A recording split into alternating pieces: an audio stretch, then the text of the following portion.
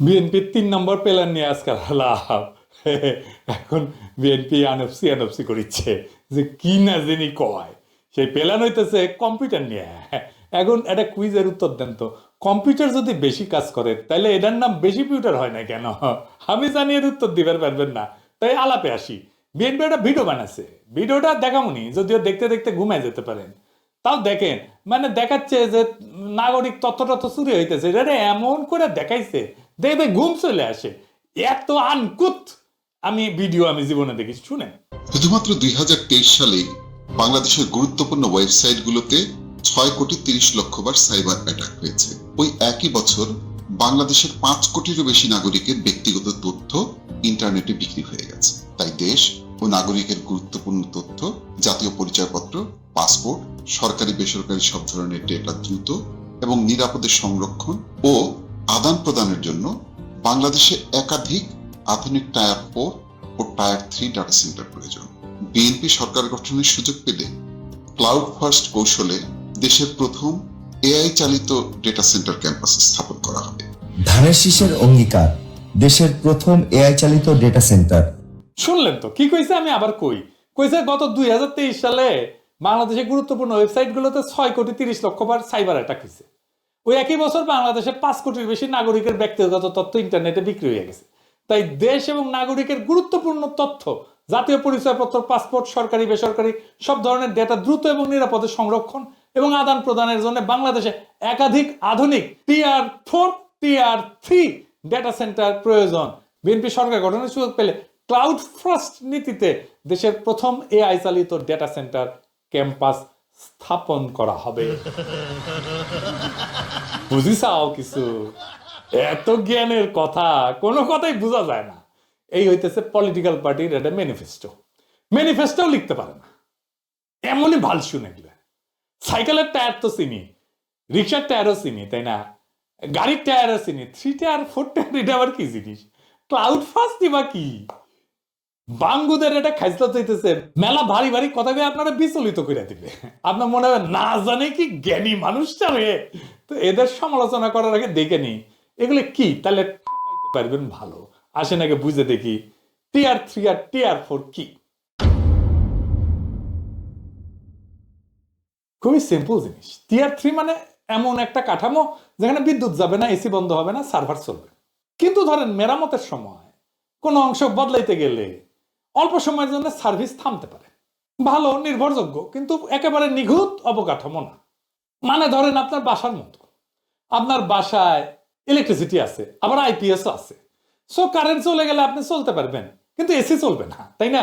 এইরকম আর কি। টিআর 4 মানে বিদ্যুৎ যাবে না, এসি বন্ধ হবে না, নেটওয়ার্ক কাটা পড়বে না, সার্ভারের এক অংশ নষ্ট হইলেও পুরো সিস্টেম চলবে, মেরামত চললেও সার্ভিস বন্ধ হবে না। এটা সবচেয়ে শক্ত এবং সবচেয়ে নির্ভরযোগ্য। তো তার মানে হইতেছে আপনার বাসায় ইলেকট্রিসিটি আছে, আইপিএস আছে, আবার জেনারেটরও আছে, আপনার এসিও চলবে, এতই পাওয়ারফুল আপনার সিস্টেম। বুঝেছ? তো এর মধ্যে তথ্য চুরির কি ব্যাপার আছে বলেন তো? ইলেকট্রিসিটির সাথে তথ্য চুরির কি সম্পর্ক? সে তো কইলো তথ্য চুরি হয়, তাই টিআর 3 আর টিআর 4 ডেটা সেন্টার লাগবে। আপনি দেখলেন এটা আসলে চালু থাকবে কতক্ষণ তার তরিকা। ডেটা চুরি হওয়ার ঠেকানোর তরিকা কি? এটা ডেটা চুরি হওয়ার ঠেকানোর তরিকা না তো। ধরেন আপনার চমৎকার বাসা আছে, ইলেকট্রিসিটি লাইন টাইন সবই আছে, আপনার দরজা খোলা, তো বাসার চুরি হবে না। এর সাথে চুরি ঠেকানোর সম্পর্ক কি? সম্পর্ক আছে? নাই। তো সে তো যুক্তি দিতেছে আমাদের তথ্য চুরি হয় সেই জন্য এটা লাগবে। তাহলে এটা কি তথ্য চুরি ঠেকানোর সলিউশন? দূর পাইছে আমাকে রে। এই যে টিআর 3 ডেটা সেন্টার, এগুলো আসলে কি কাজের জন্য তৈরি হয় এটা দেখি।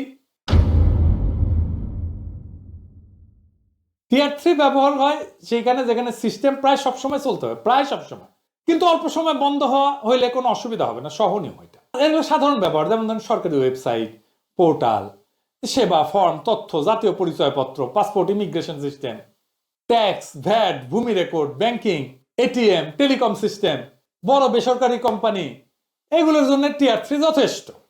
বছরে যদি 1-2 ঘন্টা বন্ধ থাকে কোনো সমস্যা না। আপনারা কিন্তু মাঝে মাঝে দেখেন এরকম যে আমাদের সার্ভিসের জন্য 1-2 ঘন্টা বন্ধ থাকবে, দেখেন না?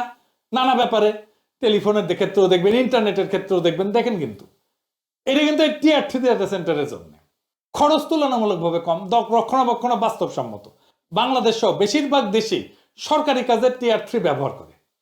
আমাদের এনআইডি ডেটাও টিআর 3 স্ট্যান্ডার্ড ডেটা সেন্টারে থাকে। গ্রামীণ ফোন পর্যন্ত টিআর 3 স্ট্যান্ডার্ড ইউজ করে। তাইলে ওই কই লাগাবি টিআর 3 ডেটা সেন্টার? হ্যাঁ, ওরে জিজ্ঞান তো কয়টা লাগবি আর কুটি লাগাবি ওই। এবার আসেন টিআর 4 কই লাগে? বাংলাদেশে আসলে আছে কি এটা? টিআর 4 ডেটা সেন্টার ব্যবহার হয় যেখানে 1 সেকেন্ডও যদি বন্ধ হয় তাহলে ভয়ঙ্কর ক্ষতি হয়ে যাবে। যেমন সামরিক কমান্ড, পারমাণবিক পরীক্ষাগার, পারমাণবিক কন্ট্রোল, পারমাণবিক বোমার কন্ট্রোল, জাতীয় নিরাপত্তা, গোয়েন্দা সিস্টেম, পারমাণবিক বিদ্যুৎ কেন্দ্র, air traffic control, global stock exchange, medical life support system, missile, defence network. কেন? এখানে 1 মিনিট যদি ডাউন থাকে তাহলে জীবনহানি হবে, রাষ্ট্রীয় বিপর্যয় হবে, বিলিয়ন বিলিয়ন ডলারের ক্ষতি হবে। টিআর 4 কোনো বিলাসিতা না, এটা জীবন মরণ পরিস্থিতির জন্য। এইটার সাথে ডেটা চুরির কোনো সম্পর্ক আছে না। বাংলাদেশের জন্য কয়টা টিআর 4 ডেটা সেন্টার দরকার? একটা ডেটা সেন্টার প্রয়োজনীয়, এটা লাগবে আমাদের, কিন্তু সর্বোচ্চ 2টা হলে পর্যাপ্ত আমাদের, মোর দেন এনাফ। আমাদের একটা টিআর 4 ডেটা সেন্টার আছে, আমি পরে আসিচ্ছি। বাংলাদেশে বেশিরভাগ কাজ একাধিক টিআর 3 দিয়ে নিরাপদে কার্যকরভাবে করা যায়। তো আমাদের টিআর 4 কই আছে? কালিয়াকৈরে ন্যাশনাল ডেটা সেন্টার। তাহলে 2টা টিআর 4 কেন লাগতে পারে? ধরুন ভূমিকম্প হইল, বন্যা হইল, বিদ্যুৎ গ্রিড ফেলিওর হইল, রাজনৈতিক অস্থিরতা হইল, সবকিছু এক জায়গায় রাখলে সেটা বিপদ, এটা সিঙ্গেল পয়েন্ট ফেলিওর হয়ে যাবে। তাই যুক্তিসঙ্গতভাবে সর্বোচ্চ মডেল হচ্ছে টিআর 4 1, যেটা প্রাইমারি ন্যাশনাল কোর, আর টিআর 4 2, যেটা ওই টিআর 4 1 থেকে ফিজিক্যালি অনেক দূরে থাকবে, এবং এইটা হইতেছে physically distant disaster recovery core, অন্য জেলায় অন্য পাওয়ার গ্রিডে থাকবে। 2টার যদি বেশি হয় তাহলে লাভ খুব একটা বেশি নাই, ঝুঁকি বাড়ে বড়। এবার আসেন এআই ড্রিভেন ডেটা সেন্টার এবং ক্লাউড ফার্স্ট নীতি কি সেটা দেখি। ওরা ভালো করে বুঝাতে পারেনি ক্লাউড ফার্স্ট বলতে কি বোঝায়। তো সবচেয়ে সম্ভাব্য ব্যাখ্যা হইলো যে রাষ্ট্রের ডেটা এবং অ্যাপ্লিকেশন গুলো ভবিষ্যতে মূলত ক্লাউড আর্কিটেকচারে চলবে। নিজস্ব সার্ভারের বদলে ভার্চুয়াল ক্লাউড অবকাঠামোতে যাবে। আমাদের যেমন গুগল ড্রাইভে যায়। বিএনপির একজন আছে না বুদ্ধিজীবী, ওই যে বিরানি আলম, ওই নাকি গুগল ড্রাইভে ফাইল আপলোড করে, ওই কিন্তু ভালো জানে আর্কিটেকচার, ভার্চুয়ালাইজড ক্লাউড অবকাঠামো ওই ভালো জানে। ওই সবার প্রথমে গুগলে ফাইল আপলোড করাটা ওর সিভিত লিখেছিল, বুঝে যাও। তার মানে সরকার আলাদা আলাদা অফিসে নিজস্ব কম্পিউটার সার্ভার বসায় সিস্টেম চালাবে না, সব সরকারি সফটওয়্যার এবং ডেটা চলবে একটা কেন্দ্রীয় ভার্চুয়াল ক্লাউড সিস্টেমে। এটা বোঝার জন্য আগে কি ছিল এটা দেখি। ট্র্যাডিশনাল সিস্টেম, প্রত্যেকটা মন্ত্রণালয় অফিস আলাদা সার্ভার, আলাদা আইটি টিম, আলাদা সফটওয়্যার। একটা সার্ভার নষ্ট হলেও অফিসের কাজ বন্ধ, অনেকটা এরকম। প্রত্যেক অফিসে আলাদা জেনারেটর বসানো। এখন যেটা বলা হইতেছে ক্লাউড আর্কিটেকচার, ভবিষ্যতে ক্লাউড বেসড সিস্টেম। বিএনপি বলতেছে আর কি যে সমস্ত অ্যাপ এবং ডেটা থাকবে একটা কেন্দ্রীয় ডিজিটাল গুদামে, অফিসগুলো ইন্টারনেট দিয়ে সেখানে ঢুকবে। সার্ভার আসলে একটা জায়গায় ডেটা সেন্টারে, কিন্তু ভার্চুয়ালি ভাগ করা, অনেকটা আলাদা আলাদা জেনারেটরের বদলে একটা বড় পাওয়ার গ্রিড ব্যবহার করার মতো আর কি। নিজস্ব সার্ভারের বদলে ভার্চুয়ালাইজ মানে কি? নিজস্ব সার্ভার মানে একটা অফিসে একটা বা 2টা ফিজিক্যাল কম্পিউটার, সেটা ক্ষমতা সীমিত, নষ্ট হলে সব বন্ধ, আগুনে পুড়ে গেলে সব শেষ। ভার্চুয়ালাইজ ক্লাউড মানে বড় বড় শক্তিশালী কম্পিউটার ডেটা সেন্টারে, যেগুলো সফটওয়্যারের মাধ্যমে ভাগ করে দেওয়া, প্রয়োজন হলে ক্ষমতা বাড়ানো যায়, কমানো যায়। একই কাঠামো কিন্তু বহু অফিস ব্যবহার করতে পারবে। এটা সরকার চায় অনেক সময়, কারণ সব সিস্টেম একসাথে ম্যানেজ করা সহজ হয়, খরচ কিছু ক্ষেত্রে কমে, নতুন অ্যাপ চালু করা দ্রুত হয়, সার্ভার ডাউন কম হয়, মানে চালানো সহজ, এটা ব্যবহারকারী বাড়ানো যায়। কিন্তু এই কথার ভিতরে যেটা বলা হয়নি সেটা হইতেছে এই ক্লাউডটা কি দেশের ভেতরে না বিদেশে। এইটা বিশাল বড় সমস্যা তৈরি করবে যদি এটা বিদেশে হয়। ডেটার মালিককে, ভুল হলে দায় কে নেবে, নাগরিক কিভাবে জানবে তার ডেটা কোথায় গেল? এই প্রশ্নের উত্তর ছাড়া এই পরিকল্পনা অসম্পূর্ণ। আর এআই ড্রিভেন ডেটা ম্যানেজমেন্ট বলতে তারা কি বুঝাইতে চাইছে কে জানে। সাধারণত বলা হয় যে ট্রাফিক ম্যানেজমেন্ট মানে কয়জন ব্যবহারকারী ঢুকতেছে বাইরেতেছে এইটাকে ম্যানেজ করা, সার্ভার লোড ব্যালেন্স করা, সিস্টেম অ্যানোমালি ডিটেক্ট করা, দ্রুত ডেটা প্রসেসিং করা, মানে এআই ব্যবহার করে ডেটা সেন্টারে অপারেশন চালানো। ডেটার মালিকানা এআই কে দিয়ে দেওয়া না, অ্যাক্সেস এআই কে দিয়ে দেওয়া না, মানুষের সিদ্ধান্ত বাদ দেওয়া না, এআই কে দিয়ে করানো না। এআই এখানে পাহারাদার, বিচারক না। এখন মূল প্রশ্ন, এই সিস্টেম কি ডেটা চুরি ঠেকাইতে পারবে? এক কথায় না। কারণটা হইতেছে ডেটা লিকের মূল কারণ, জনগণের তথ্য চুরির মূল কারণ হইতেছে হিউম্যান এরর, মানুষের ভুল। 95% ডেটা চুরি হয় হিউম্যান এররের কারণে। এটা মাইনকাস্ট 2025 এর রিপোর্টে বলা হয়েছে। তাইলে বাগাড়ম্বর কেন? শুধুমাত্র 2023 সালে বাংলাদেশের গুরুত্বপূর্ণ ওয়েবসাইটগুলোতে 6,30,00,000 বার সাইবার অ্যাটাক হয়েছে।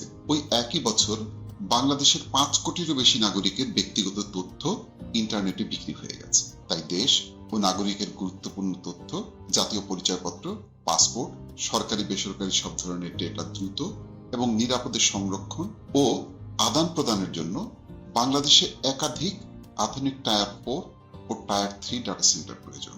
বিএনপি সরকার গঠনের সুযোগ পেলে ক্লাউড ফার্স্ট কৌশলে দেশের প্রথম এআই চালিত ডেটা সেন্টার ক্যাম্পাস স্থাপন করা হবে।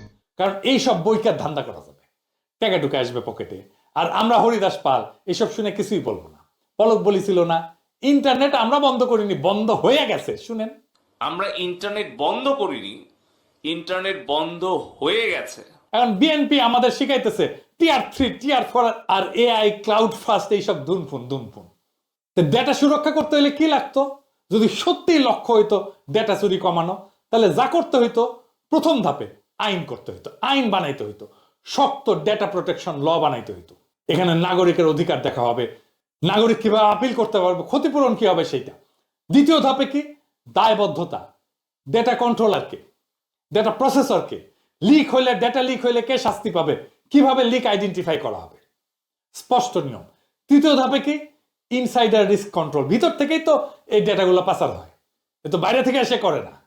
সেই জন্য রোল বেসড অ্যাক্সেস এটা ঠিক করা, ম্যান্ডেটরি অডিট লগ থাকা নিয়মিত, ইন্ডিপেন্ডেন্ট সিকিউরিটি অডিট করা নিয়মিত। 4 নাম্বার ধাপে আসে অবকাঠামো। আগে তো ঘোড়া, তারপরে গাড়ি। ও আগেই গাড়ি লাগাতেছে, কারণ ধান্দার দোকান তাহলে ভালো খোলা যায়। আগে গাড়ি জুড়িছে, এতই ফাঁক রেখা যে আপনি এটা ঠিকঠাক ক্রিটিকও করতে পারবেন না। আপনি যদি বলেন কেন আপনি বিদেশি ক্লাউডে রাখবেন, তখন পিছলাইতে পারবে। এটা ফাঁকা রেখেছে, বলবে যে না না না, কই আমরা তো দেশেই ক্লাউডে রাখবো, বুঝি চাও। তার মানে ও চিন্তাই করেনি ঠিক মতো, ধান্দা কিভাবে করা যায় সেটা চিন্তা করছে। তথ্য চুরি ঠেকাইতে অবকাঠামোর চাইতে আগে দরকার পলিসি, সুপ্রশাসন বা গভর্নেন্স, আর সাথে রেগুলেশন আর কমপ্লায়েন্স। এটা করতে টাকা লাগে না, মাথা লাগে। বিএনপির ভাব দেখলে মনে হয় ওই গৈরিসের, টাকার কোনো অভাব নাই। এই তারেক রহমানের প্ল্যান যে টিয়ার 4 ডেটা সেন্টার হয়েছে 2017 সালে, তখনই খরচ ছিল 1,500 কোটি টাকা। দেখিস এখন তো ডাবল হবে। এটা মজাই মজা। এটা সেন্টারে 3,000 কোটি টাকার মামলা প্রায়। তারপরে বালিশ পর্দা তো আছেই।